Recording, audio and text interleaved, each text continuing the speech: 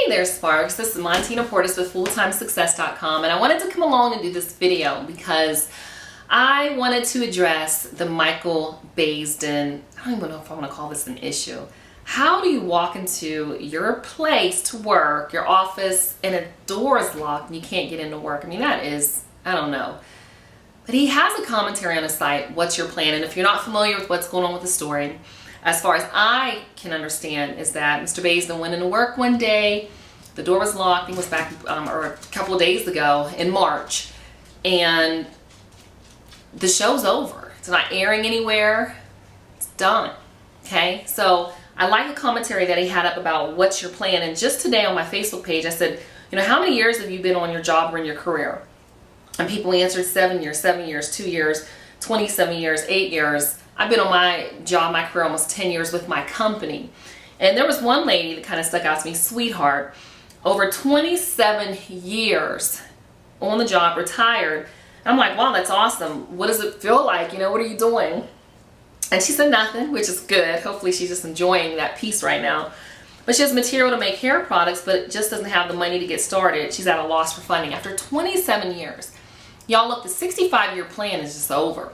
And with Mr. Baisden, as I'm reading here, right from his Facebook page with the What's Your Plan commentary that he left, which I just thought was amazing for us all to think about.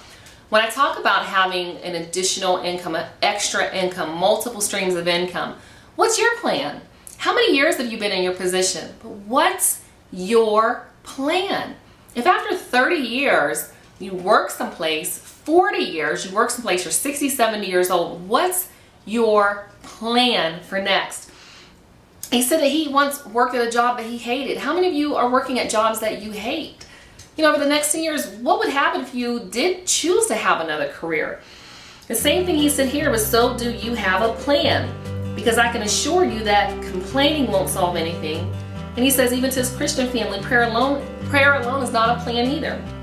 He said if we spend as much time planning as we do praying and complaining, we would be closer to changing our situation. We must stop falling in and out of our comfort zone. That's a dangerous place to be.